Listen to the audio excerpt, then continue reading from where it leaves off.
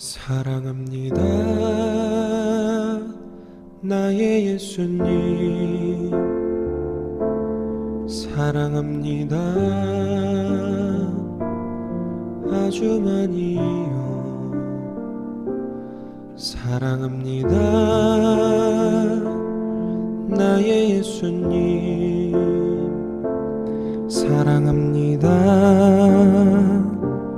그것뿐이에요. 사랑한다 아들아,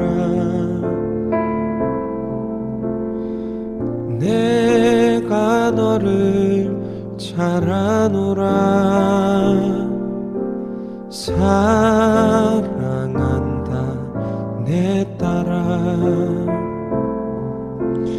내게 축복 더하노라.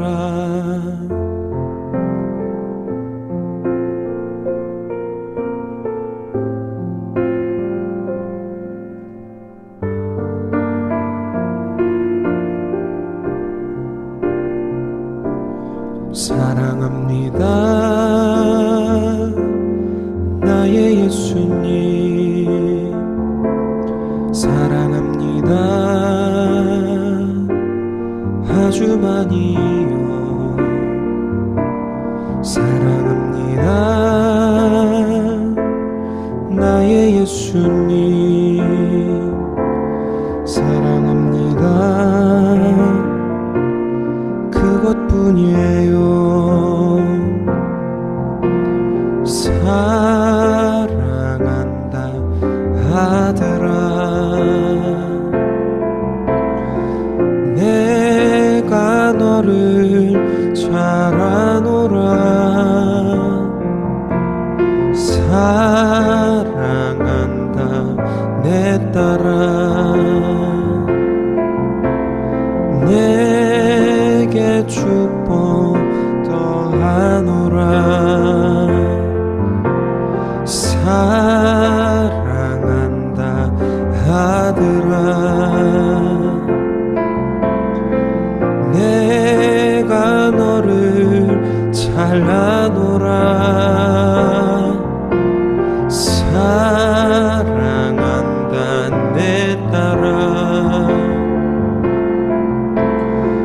내게 축복 더하노라. 내게 축복 더하노라.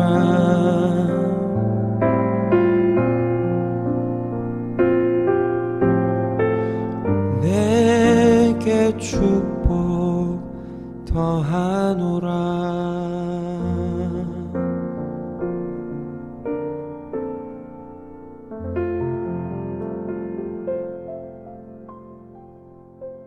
할렐루야. 하나님께서 오늘 우리의 예배 가운데 함께 하실 것을 믿습니다. 다 같이 사도신경으로 우리의 신앙을 고백하도록 하겠습니다. 나는 전능하신 아버지 하나님 천지의 창조주를 믿습니다.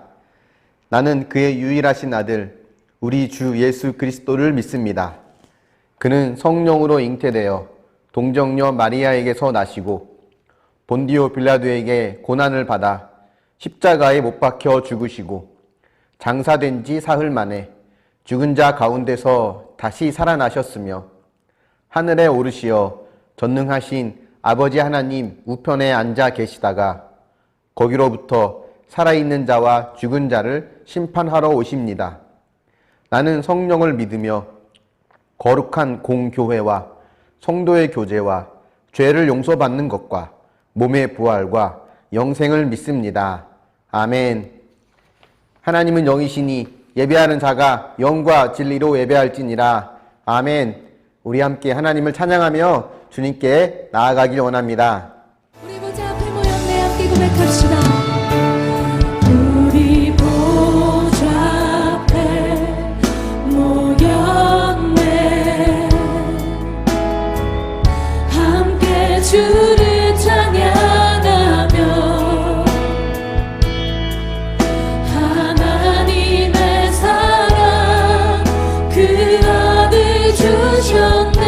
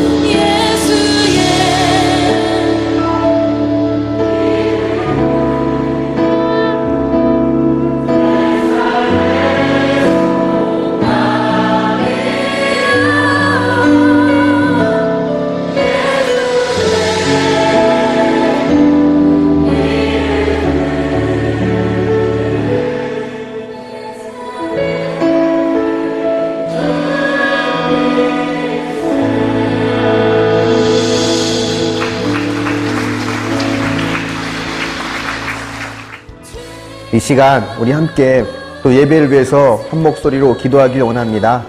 하나님, 우리의 예배를 기쁘게 받아 주시옵소서.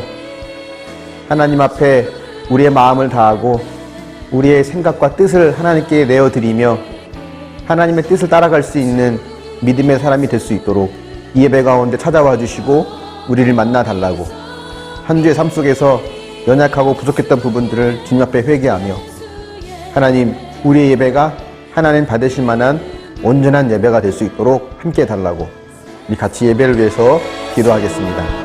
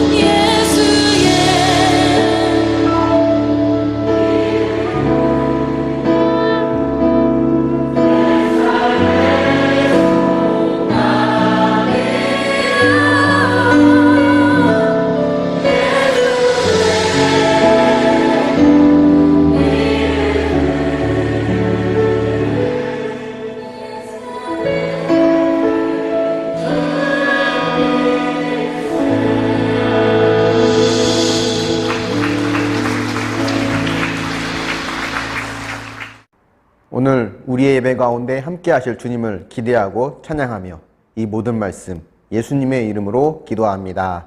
아멘. 하나님 말씀은 창세기 28장 10절부터 15절까지입니다.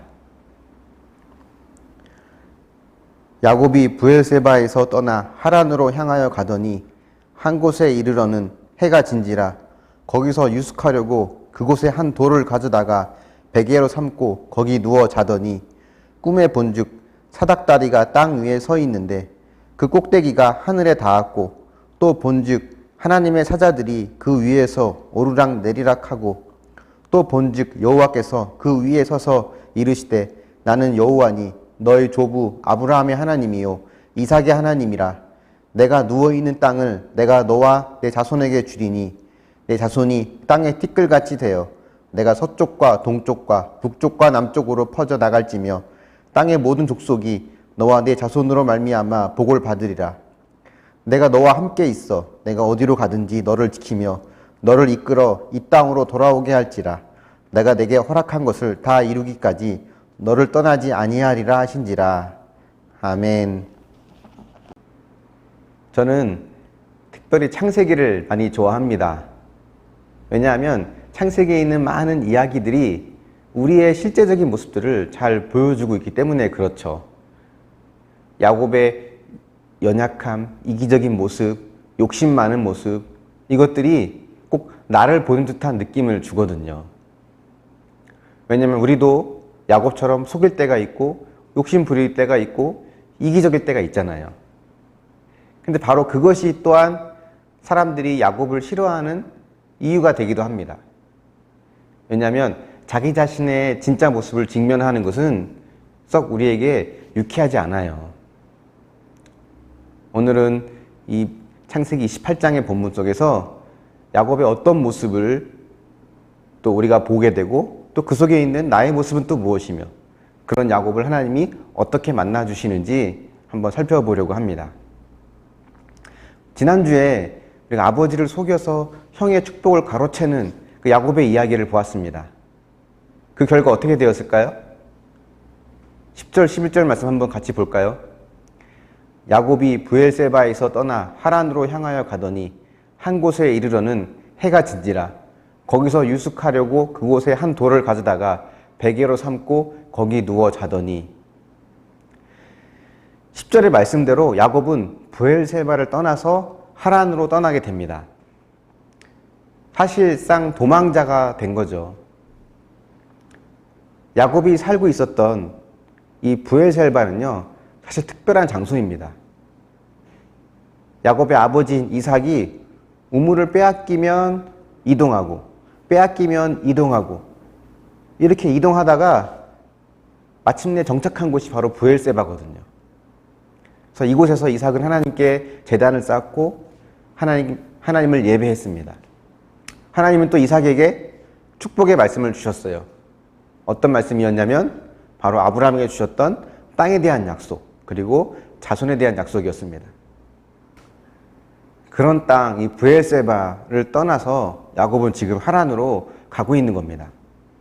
하란은 어떤 곳인지 기억나십니까? 창세기 12장 1절에 있는 말씀, 아브라함에게 하신 말씀이죠. 너는 내 고향과 친척과 아버지의 집을 떠나라. 하나님께서 그렇게 말씀하신 곳이 바로 하란이었어요. 아브라함은 하란을 떠나서 가나안 땅으로 왔는데 야곱은 지금 거꾸로 가나안 땅을 떠나 하란으로 가고 있는 겁니다. 언약의 자손인 야곱은 약속의 땅에서 점점점 멀어져 가고, 그 약속의 땅에는 에서가 지금 남아 있거든요. 근데 이 모습을 보면 결국은 에서의 승리이구나. 이 야곱의 계략, 에서와의 싸움 속에서 결국 에서가 이기고 야곱은 실패했구나 라고 우리가 생각하기 쉽습니다. 어쨌든 겉으로 보여지는 결과는 야곱은 약속의 땅에서 점점점 멀어지고 있는 거죠. 아버지를 속이면서까지 축복을 받으려 했지만 결국은 실패한 모습입니다. 야곱의 신분을 한번 보세요. 야곱은 지금 도망자입니다. 그리고 오늘 28장의 배경, 야곱이 지금 있는 곳은 광야예요. 다시 말하면 야곱은 지금 노숙자와 다름없다는 겁니다. 이 모든 것이 그런 거짓과 속임수의 결과죠. 야곱의 삶의 결론입니다.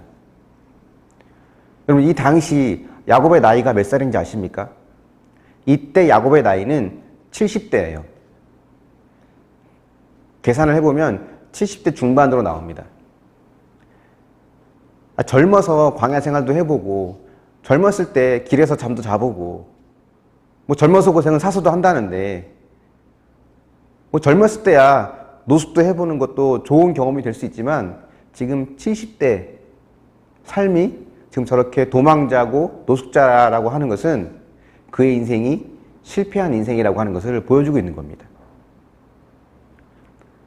그러면 이런 야곱에게 무슨 소망이 있을까요?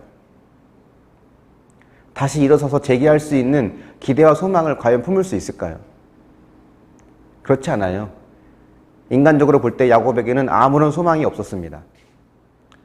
당시에 40세가 되면 결혼하는 정년기 나이가 되는데, 이 야곱은 70세가 넘었음에도 불구하고 결혼조차 하지 못했고, 그런 그의 모습을 보면 또 그는 그 어느 누구에게도 자신의 삶을 의지하거나 기댈 만한 사람이 없다는 것을 우리는 보게 됩니다.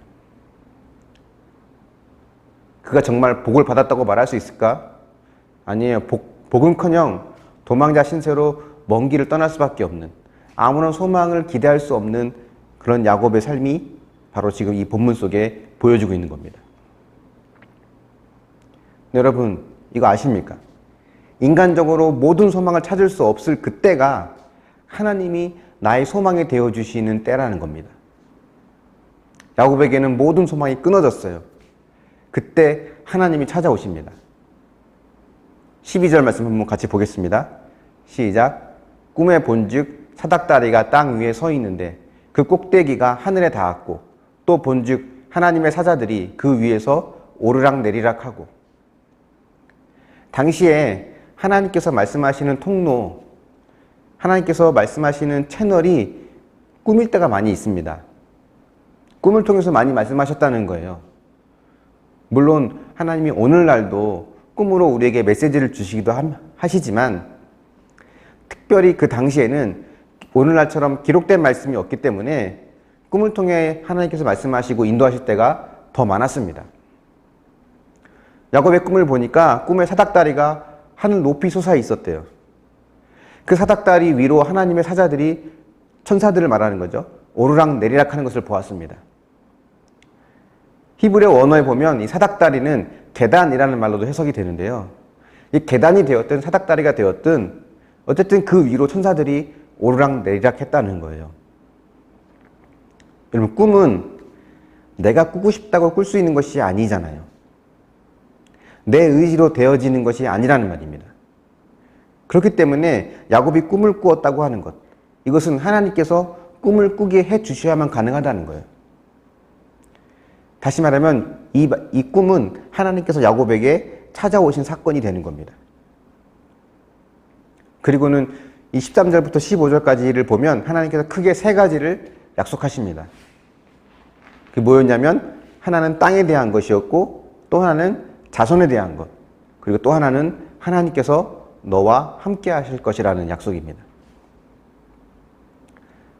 이걸 보면, 그래, 역시 야곱이 복을 받는구나, 속여서라도 축복을 받아내야 하나님 복을 주시는구나, 이렇게 생각하면 절대 안 됩니다. 이런 의미가 아니에요. 야곱의 계략은 철저하게 실패했습니다. 하지만 그럼에도 불구하고 하나님은 복을 주시기를 원했어요. 그리고 야곱에게 복을 주시는 겁니다. 이게 뭘 말할까요?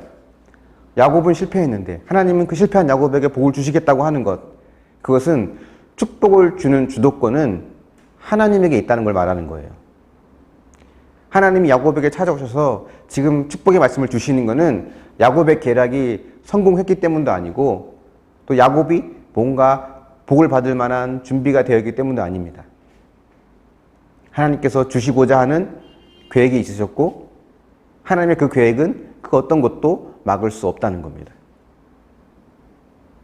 여러분, 혹시 우리가 하나님께 정성을 다하면, 그래서 하나님을 감동시키면 하나님이 우리 정성에 감동을 받아 우리에게 복을 주실 것이다 라고 생각하십니까? 남들보다 더 착하게 살고, 헌금도 더 많이 하고, 기도도 많이 하고, 그렇게 종교 생활을 완벽하게 하면 그렇지 않은 사람보다 나에게 하나님은 더 큰 복을 주실 거라고 생각하십니까? 혹 만일 그렇다면 우리는 복을 주시는 주체를 하나님으로 보지 않고 나 자신으로 보고 있는 겁니다. 왜냐하면 복을 주시고자 하는 하나님을 내가 통제하고 있는 거거든요. 여러분의 자녀와 한번 대비해 보십시오. 여러분의 자녀가 여러분에게 내가 얼마큼 잘해야 엄마 아빠가 나에게 감동을 받으실까? 이 정도면 충분할까? 얼마나 더 잘해야 혼나지 않을 수 있을까? 늘 이런 마음으로 여러분을 대한다면 여러분이 그 마음, 그 행동을 보고 감동받고 기뻐할 수 있을까요? 물론 이 말이 하나님 어차피 우리를 사랑하시니까 대충 살아라, 노력하지 말아라, 이런 말이 아니라는 거 여러분 잘 아실 거라고 생각합니다. 우리는 복을 받기 위해 순종하는 사람이 아니에요. 그분은 이미 나에게 복을 주셨기 때문에 나는 기쁨과 감사의 마음으로 순종하는 것입니다. 그렇다면 하나님이 여러분에게 주신 가장 큰 복은 무엇입니까? 하나님께서 우리에게 주신 가장 큰 복은 무엇일까요? 야곱의 꿈을 한번 보십시오. 이 야곱의 꿈을 통해서 야곱이 받은 가장 큰 복은 뭐라고 생각하십니까? 자녀들이, 너의 후손들이 수없이 많아지게 할 거라고 하는 것? 너가 언젠가는 이 땅에 돌아와서 네가 밟고 있는, 네가 누워있는 이 땅을 너와 내 후손에게 주시겠다고 하는 그 약속일까요? 꿈의 내용을 보면 이렇죠. 사닥다리 위로 천사들이 오르락내리락 합니다. 이게 뭘 말할까요? 야곱과 하나님 사이를 천사들이 오르락내리락 하는 거거든요. 야곱의 그런 이기적인 마음, 욕심, 욕망들로 인해서 하나님과 단절되었던 관계가 다시 연결되었다는 걸 말합니다. 끊어졌던 하나님과의 관계가 다시 회복된 거예요. 그 통로가 바로 사닥다리가 된 거죠. 그렇다면 사닥다리는 정확히 뭘 의미하는 걸까요? 하나님과 나 사이의 관계를 회복시킨 사닥다리. 이걸 알려면 요한복음 1장 49절부터 51절 말씀을 봐야 합니다. 같이 한번 읽어보겠습니다. 시작. 나다나엘이 대답하되 랍비여 당신은 하나님의 아들이시요 당신은 이스라엘의 임금이로소이다. 예수께서 대답하여 이르시되 내가 너를 무화과 나무 아래에서 보았다 함으로 믿느냐? 이보다 더 큰 일을 보리라. 또 이르시되 진실로 진실로 너에게 이르노니 하늘이 열리고 하나님의 사자들이 인자 위에 오르락내리락 하는 것을 보리라 하시니라. 이 51절에 있는 말씀, 지금 나다나엘에게 하신 말씀이거든요. 나다나엘에게 이렇게 말씀하시는 거예요. 하늘이 열리고 하나님의 사자들이 인자 위에 오르락내리락 하는 것을 보리라. 여러분, 지금 예수님의 이 말씀이 어떤 장면을 연상시킵니까? 야곱의 사닥다리 꿈, 야곱의 꿈을 연상시키는 거죠. 근데 예수님 말씀에 보면 하나님의 사자들이 어디 위에 오르락내리락 한다고 나와 있어요? 인자 위라고 합니다. 인자는 누굴 말합니까? 예수님이죠. 신약 성경에 나온 인자는 예수님을 의미합니다. 또 예수님이 야곱의 사닥다리 꿈을 이야기하시는데 왜 여기서는 하나님의 사자들이 사닥다리 위에 오르락내리락 한다고 하지 않으시고 왜 인자인 예수님 자기 자신 위에 오르락내리락 한다고 이야기하실까요? 그 이유는 이 사닥다리가 곧 예수님을 의미하기 때문에 그렇습니다. 끊어진 하나님과의 관계를 연결하기 위해서 오신 그분, 그 예수님을 통해 하나님과의 관계가 회복되어지는 거죠.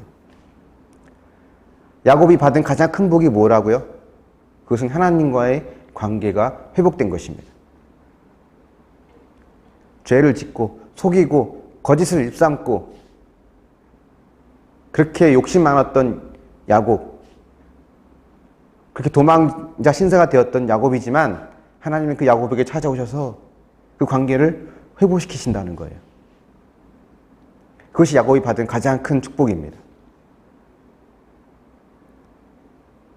여러분, 그렇다고 해서 야곱이 지었던 모든 죄가 사라지느냐?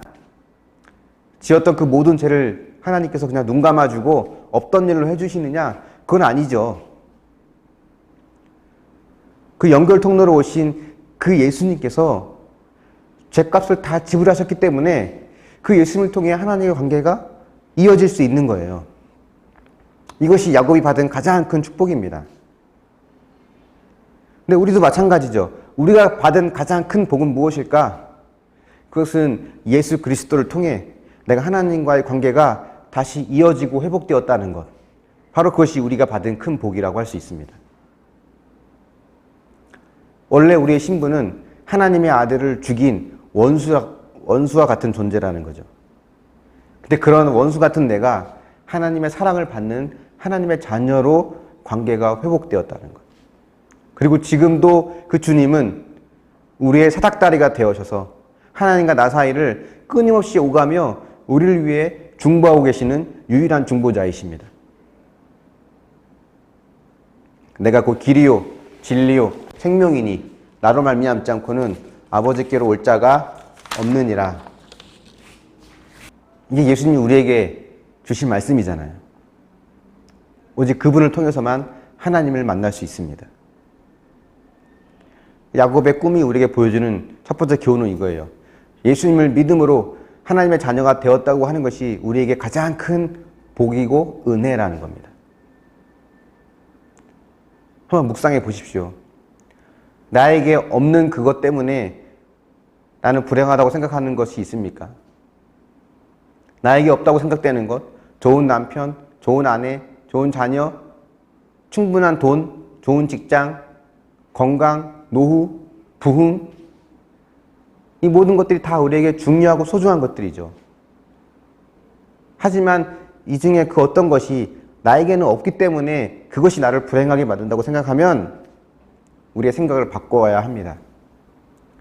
내게 없는 그것 때문에 사닥다리로 내 삶에 오셔서 나를 하나님과 연결시켜주시는 그 예수님을 내가 바라볼 수 있게 되었다는 것. 그렇다면 우리는 그것이 우리에게 또 다른 축복이고 은혜라고 하는 것을 고백할 수 있습니다. 야곱에게 주어진 중요한 축복 또 하나는 이겁니다. 15절 말씀 한번 같이 볼게요. 시작. 내가 너와 함께 있어. 내가 어디로 가든지 너를 지키며 너를 이끌어 이 땅으로 돌아오게 할지라.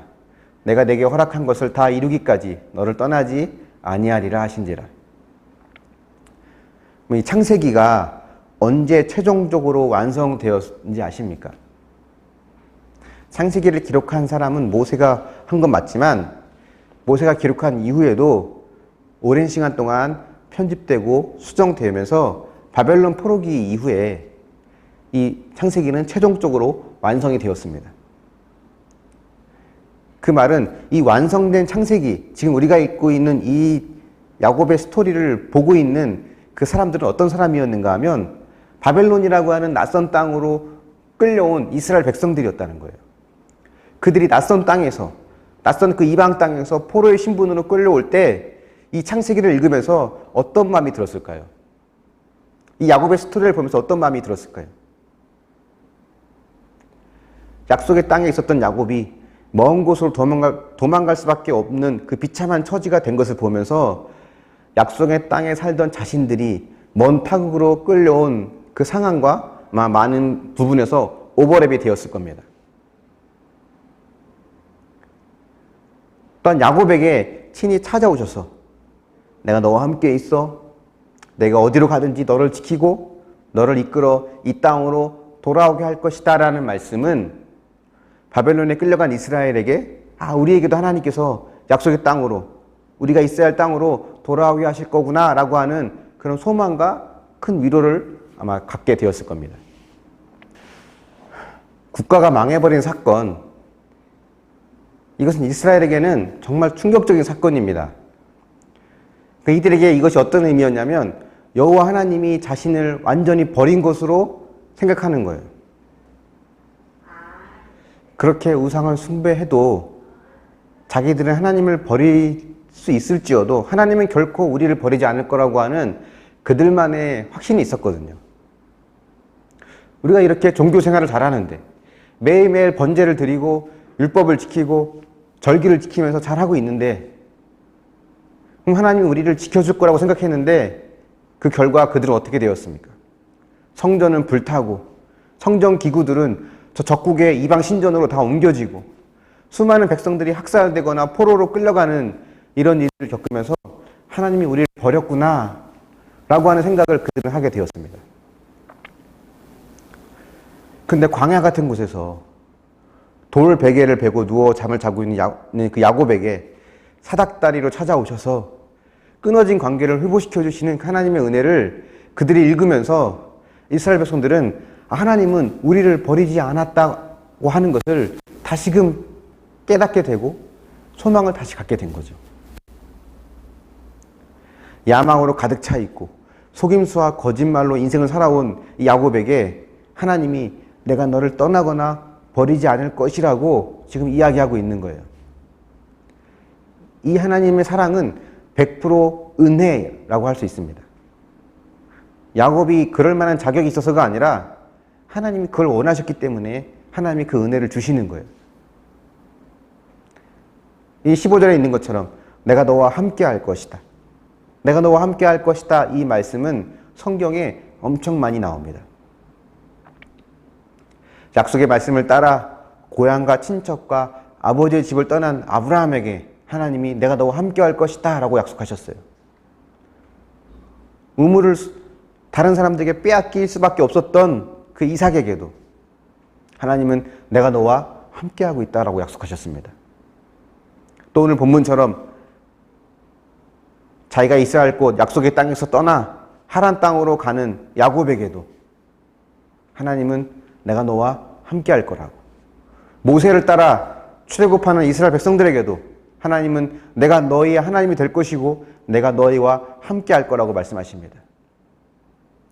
가나안 땅과의 전쟁을 앞두고 불안해하고 있는, 두려워하고 있는 여호수아에게도 하나님은 두려워 말라, 내가 너와 함께할 것이다. 주변의 강대국들로부터 공격을 받으면서 억압당하는 이스라엘 백성들에게 하나님은 두려워하지 말아라, 내가 너의 하나님이다, 나의 의로운 오른손으로 너를 붙들어 주리라, 내가 너희와 함께하리라고 말씀하십니다.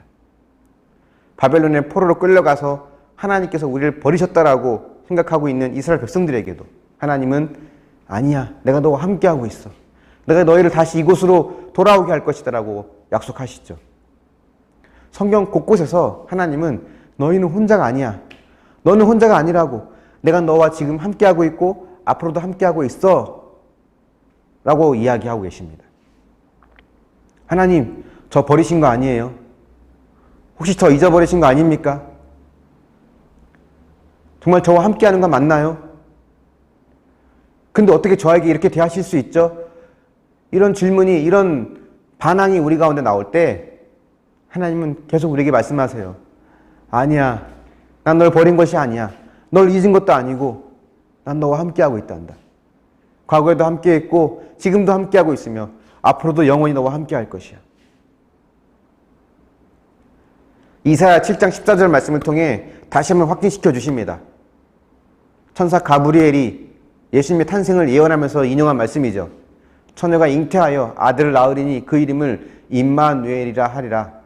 임마누엘이란 뜻은 하나님이 우리와 함께 하신다는 뜻입니다. 하나님께서 직접 우리 인간의 모습으로 오셔서 우리와 함께함을 보여주신 거예요.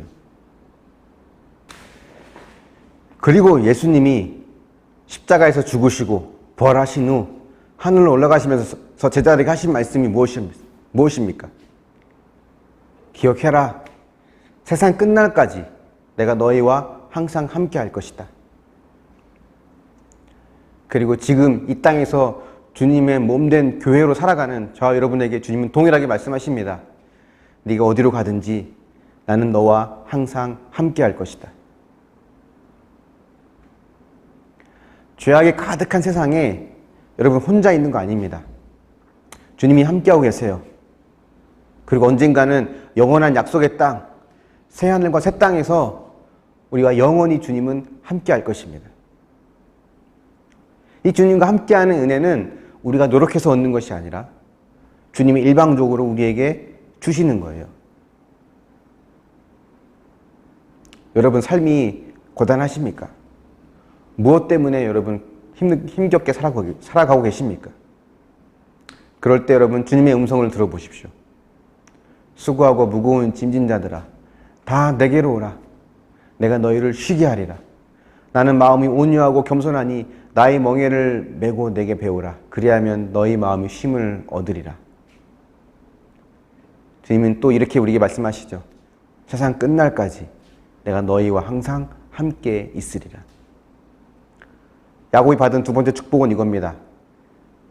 사닥다리를 통해 하나님과 관계가 회복되어진 그 야곱은 이제 하나님과 함께함을 누리게 되었다는 겁니다. 내가 너와 함께하겠다는 말씀. 이게 야곱이 받은 두 번째 축복이죠. 한번 묵상해 보십시오. 여러분 혼자라고 느낄 때가 있습니까? 그게 언제입니까? 내가 울고 있을 때 나와 함께 울고 계신 분, 내가 아파할 때 나와 함께 아파하시는 분, 그분이 여러분 곁에 있다는 것을 믿습니까? 오늘 말씀의 결론을 맺어보겠습니다.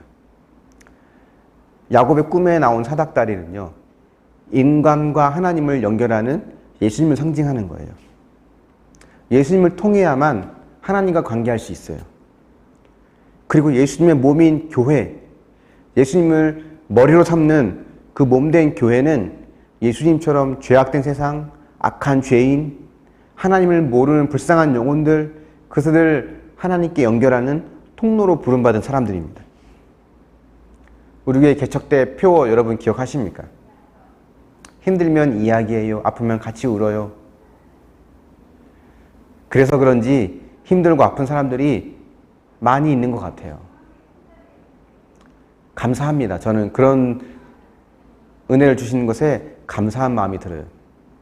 그런 교회가 될 수 있다는 것에 감사합니다.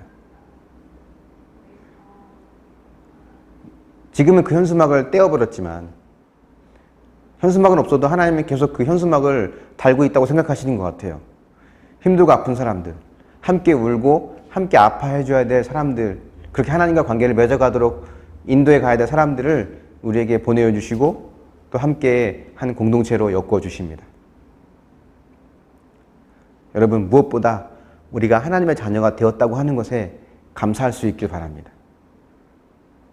그 하나님이 우리와 지금도 함께하고 있음에 감사할 수 있길 바랍니다.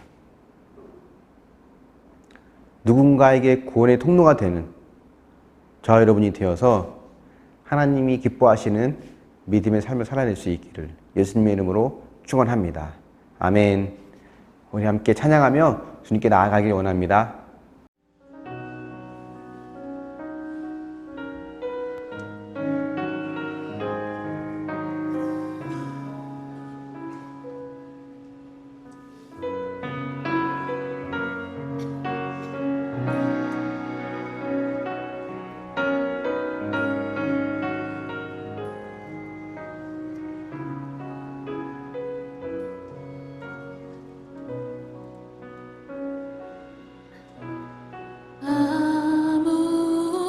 아무것도 두려워 말라. 주 나의 하나님이 지켜주시네. 놀라지 마라. 겁내지 마라. 주님 나를 지켜주시네. 아무것도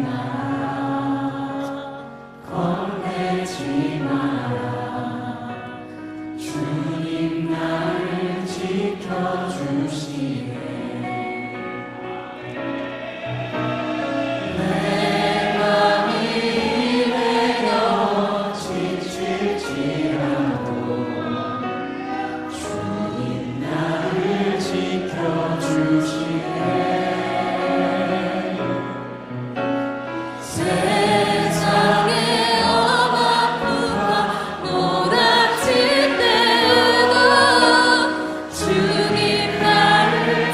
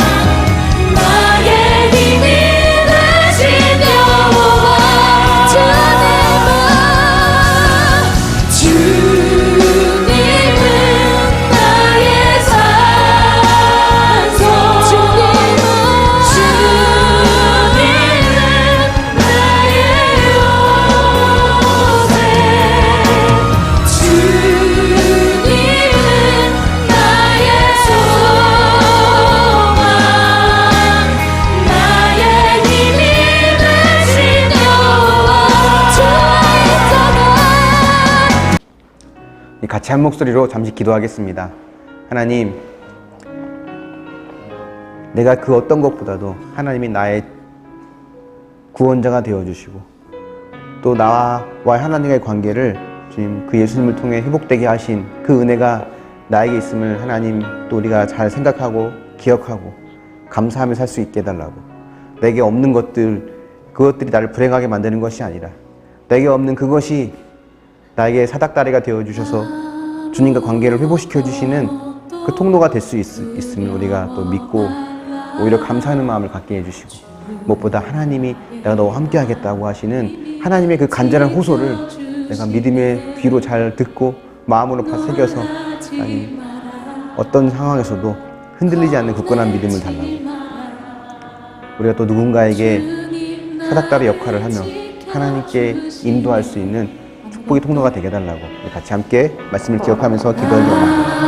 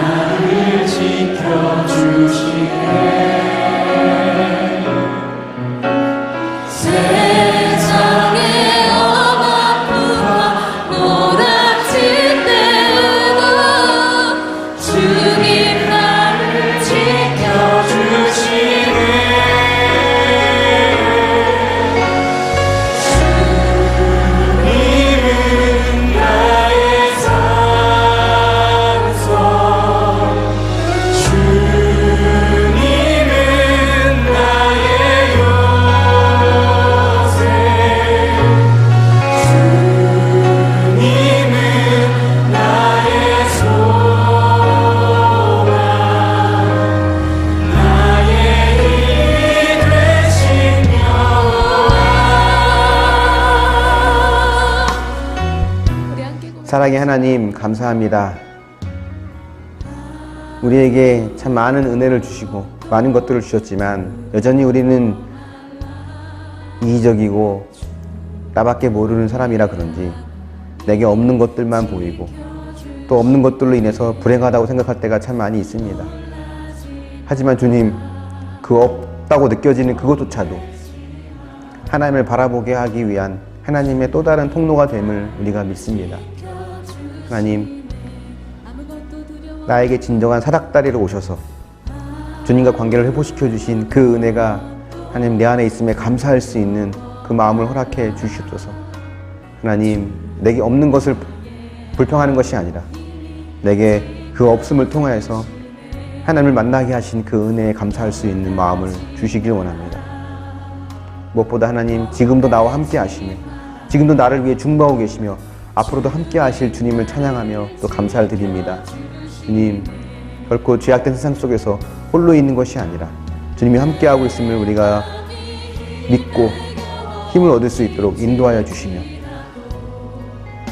또 우리 교회 표어대로 힘들고 아픈 자들이 하나님 이 교회를 통해서 하나님께 나아갈 수 있는 그런 또 다른 구원의 통로로서의 삶으로서 우리가 살아갈 수 있도록 도우시고 역사하시고 인도하여 주시옵소서.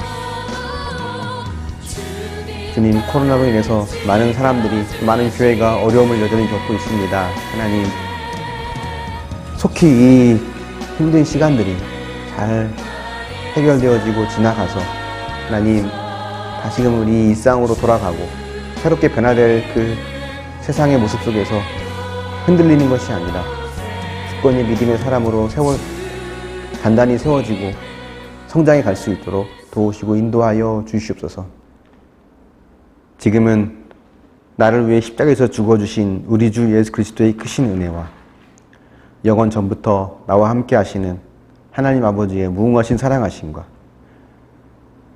늘 믿음의 길로 인도해 가시는 성령님이 함께 하시는 역사가 오늘도 주의 말씀을 듣고 하나님의 자녀가 되었음에 늘 감사하며 하나님의 자녀답게 또 다른 누군가를 하나님께 인도할 수 있는 사닥다리로서의 삶을 살기로 결단하는 모든 주의 백성들 머리 위에 그들의 가정과 교회와 직장과 이 나라와 민족과 일방들 위에 이제로부터 영원까지 함께 있을지어다. 아멘. 아무것도 두려워 말라. 주 나의 하나님이 지켜주시네. 놀라지 마라. 겁내지 마라. 주님 나를 지켜주시네. 아무것도